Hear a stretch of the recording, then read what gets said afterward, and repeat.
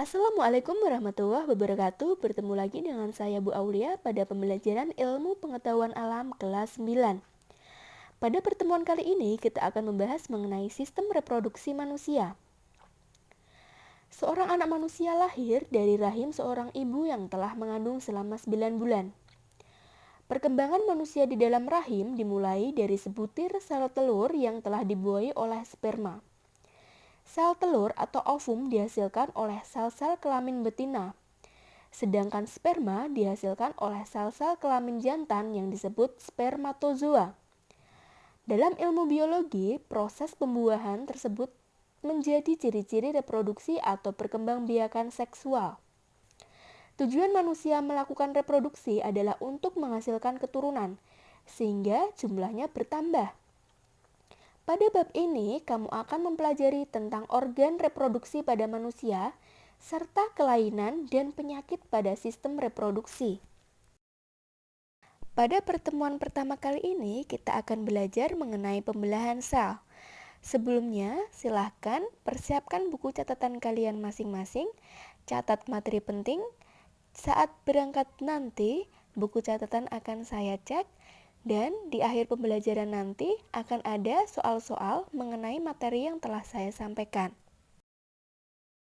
Pada pertemuan kali ini mengacu pada kompetensi dasar 3.1 dan 4.1. 3.1 menghubungkan sistem reproduksi dengan penerapan pola hidup yang menunjang kesehatan reproduksi. Kompetensi dasar 4.1 menyajikan hasil penelusuran informasi dari berbagai sumber terkait kesehatan dan upaya pencegahan gangguan pada organ reproduksi. Tujuan pembelajaran yang harus kita capai pada pertemuan kali ini yaitu peserta didik mampu mengenal macam-macam pembelahan sel. Peserta didik mampu memahami pembelahan sel mitosis dan meiosis. Peserta didik membedakan pembelahan sel mitosis dan meiosis. Peserta didik dapat menganalisis proses pembelahan sel mitosis dan meiosis. Berikut merupakan peta konsep sebagai acuan belajar pada materi sistem reproduksi, di mana terbagi menjadi 5 subbab, yaitu pembelahan sel, terjadi 2 proses, mitosis dan meiosis. Organ reproduksi yang akan kita pelajari nanti terbagi menjadi 2, yaitu organ reproduksi pria dan organ reproduksi wanita. Pembentukan gamet terdiri dari 2 proses, yaitu spermatogenesis, pembentukan gamet pada sel kelamin pria, dan oogenesis, pembentukan gamet pada sel kelamin wanita. Yang berikutnya yaitu ada siklus menstruasi dan gangguan-gangguan pada sistem reproduksi. Pada ilustrasi gambar, terdapat pertumbuhan seorang bayi sampai dengan lanjut usia. Hal tersebut didasari karena di dalam tubuh setiap organisme terdapat sel-sel yang aktif beregenerasi dengan cara membelah diri. Setiap hari akan terjadi pembelahan sel. Pembelahan sel adalah proses terbelahnya sel menjadi 2 anak sel atau lebih yang bertujuan untuk regenerasi, reproduksi, pertumbuhan, maupun perkembangan suatu jaringan pada organisme. Di mana telah dijelaskan pada slide sebelumnya, terdapat beberapa tujuan sel mengalami pembelahan. Berikut diantaranya, yaitu untuk pertumbuhan. Masih ingatkah kalian pada materi kelas 7, di mana salah satu ciri makhluk hidup yaitu mengalami pertumbuhan? Makhluk hidup dapat tumbuh karena sel-selnya bertambah banyak. Semakin banyak sel dalam suatu makhluk hidup, maka semakin besar ukuran makhluk hidup tersebut. Tujuan sel mengalami pembelahan yang selanjutnya yaitu untuk perbaikan. Pernahkah kamu mengalami luka pada bagian tubuhmu? Luka tersebut lama-kelamaan akan menutup seperti semula. Sebenarnya, pada bagian tubuhmu yang mengalami luka, terjadi kerusakan jaringan. Perbaikan jaringan yang rusak pada tubuhmu tersebut adalah hasil dari proses pembelahan sel. Tujuan sel mengalami pembelahan yang selanjutnya yaitu untuk reproduksi. Reproduksi atau perkembangbiakan adalah ciri lain dari makhluk hidup. Pada proses reproduksi seksual, diperlukan sel kelamin untuk membentuk individu baru. Proses pembentukan sel kelamin ini dilakukan oleh cara pembelahan. Bagian yang berperan dalam pembelahan sel terdiri atas kromatin, kromosom, dan kromatid.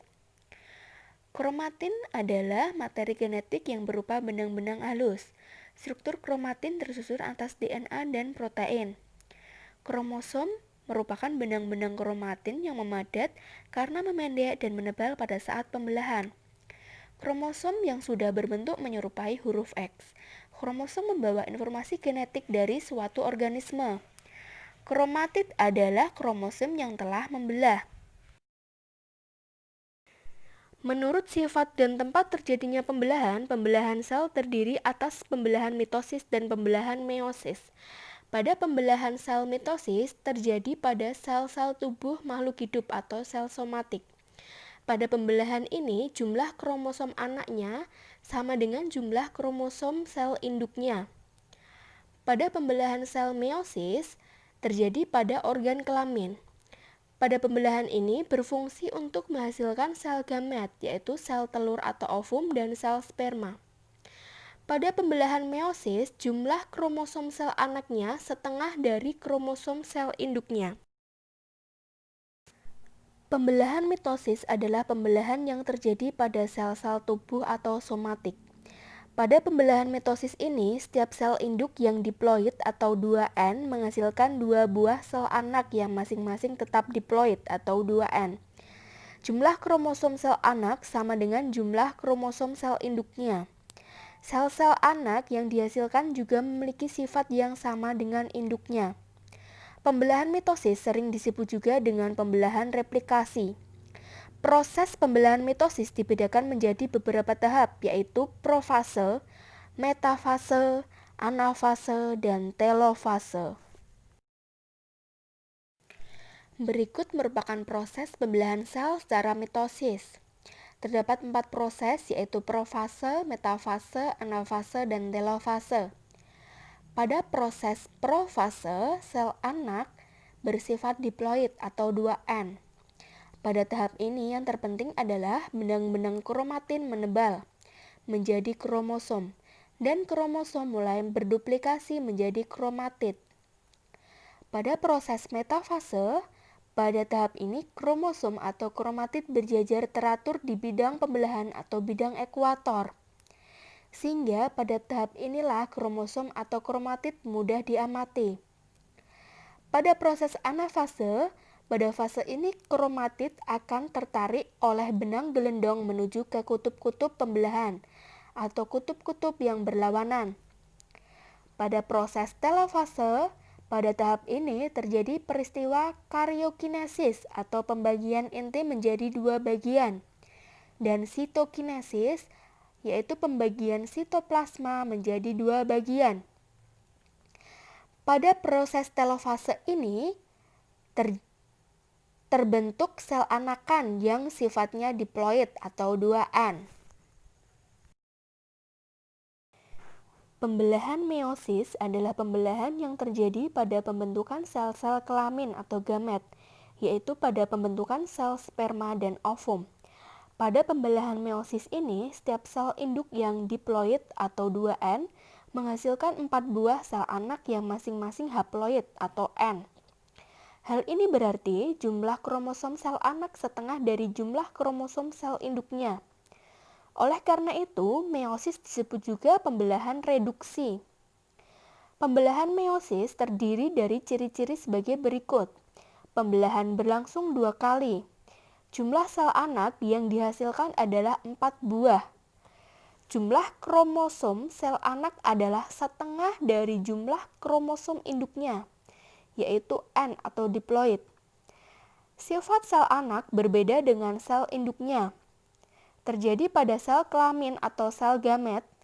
Tujuan pembelahan meiosis yaitu agar generasi berikutnya mempunyai jumlah kromosom tetap. Pembelahan meiosis terdiri melalui 2 tahap pembelahan sel, yaitu pembelahan meiosis 1 terdiri dari proses profase 1, metafase 1, anafase 1, dan telofase 1.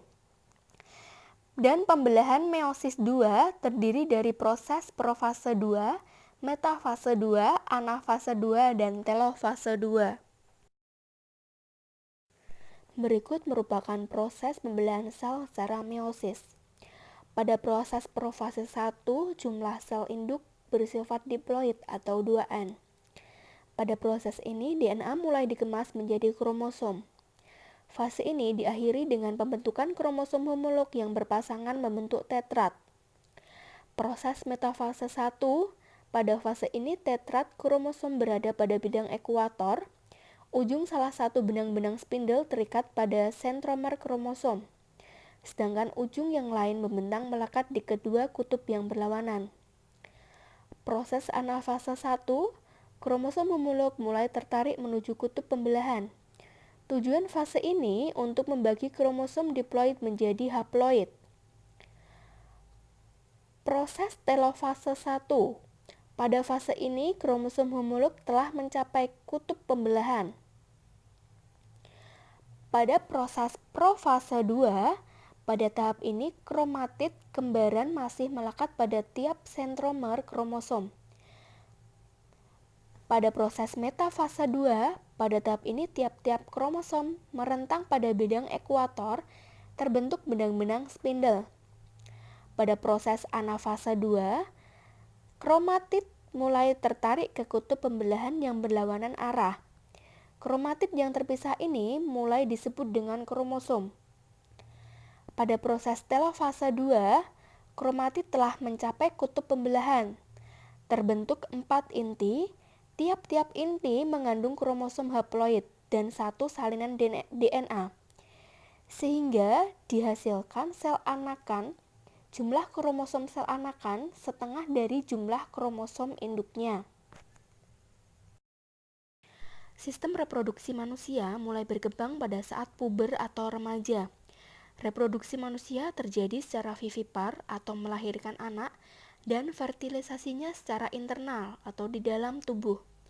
Oleh karena itu, manusia memiliki alat-alat reproduksi yang mendukung fungsi tersebut.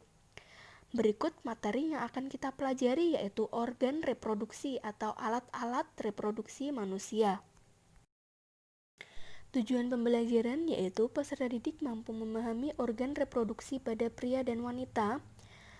Peserta didik dapat mengidentifikasi bagian-bagian pada sistem reproduksi pria dan wanita, dan peserta didik menganalisis fungsi organ reproduksi pada pria dan wanita. Alat reproduksi pria terdiri atas bagian luar dan bagian dalam.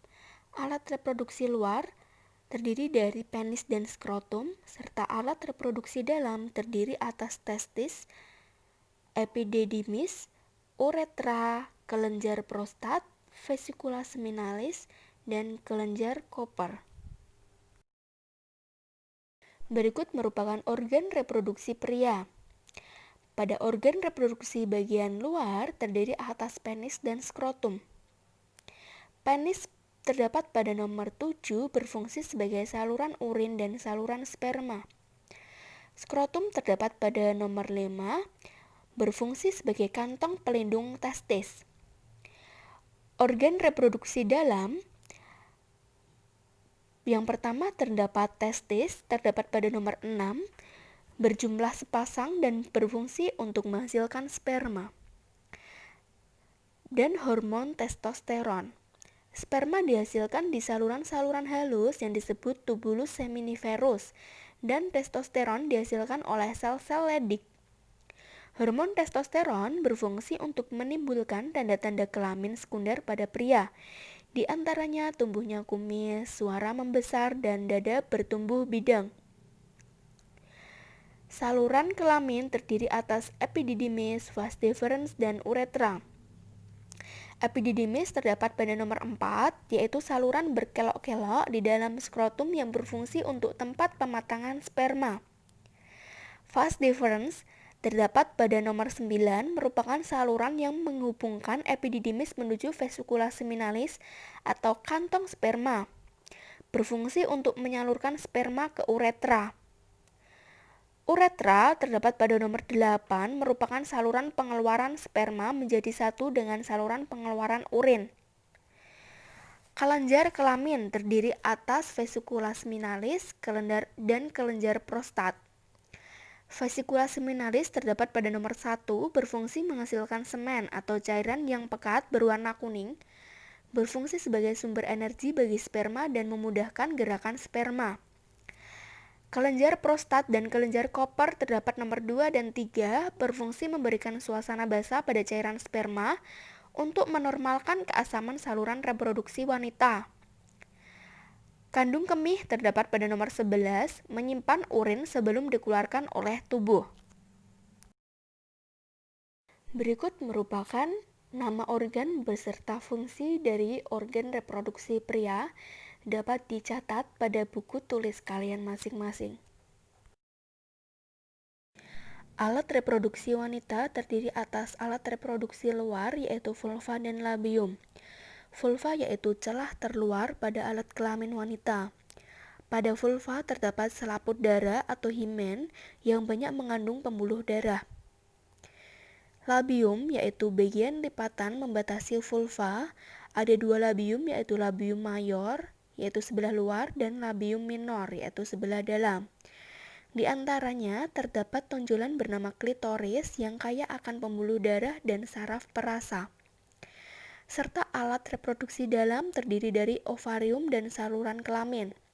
Saluran kelamin sendiri terdiri atas tuba falopi, uterus, dan vagina. Berikut merupakan organ reproduksi wanita bagian dalam. Endometrium atau dinding rahim sebagai batas rahim dan menjaga dinding rahim menempel satu sama lain dengan membentuk cairan penghalang. Dinding yang akan menebal dan meluruh saat fase menstruasi. Ovarium berjumlah sepasang dan berfungsi sebagai sel telur dan hormon estrogen. Hormon estrogen berfungsi untuk menimbulkan tanda-tanda kelamin sekunder pada wanita, di antaranya payudara membesar, suara semakin tinggi, kulit semakin halus, dan panggul membesar. Pada saluran kelamin terdiri atas vagina, merupakan saluran keluar dari uterus yang bermuara di vulva. Uterus atau rahim merupakan rongga yang berfungsi untuk pertumbuhan dan perkembangan janin. Ujungnya menyempit yang disebut leher rahim atau serviks. Serviks sendiri merupakan saluran yang menghubungkan rahim dengan vagina untuk melindungi rahim dari infeksi dan dari bakteri dan sebagai jalan masuknya sperma. Tuba falopi atau oviduct yaitu saluran tempat terjadinya fertilisasi atau pembuahan. Ujungnya berbentuk corong yang disebut infundibulum, di mana terdapat fimbriae atau rumbai-rumbai untuk menangkap ovum. Sekian pembelajaran pertama pada pertemuan kali ini. Silakan kalian kerjakan soal yang sudah saya share pada Google Form. Pada soal pilihan ganda, silakan kalian kerjakan secara online dan kirim jawaban kalian. Pada bagian kedua, kalian gambar sistem reproduksi atau organ reproduksi wanita dan pria. Lengkapi bagian organ yang rumpang, isi nama beserta fungsinya, kerjakan pada kertas HVS, kumpulkan pada wali kelas saat kalian berangkat nanti.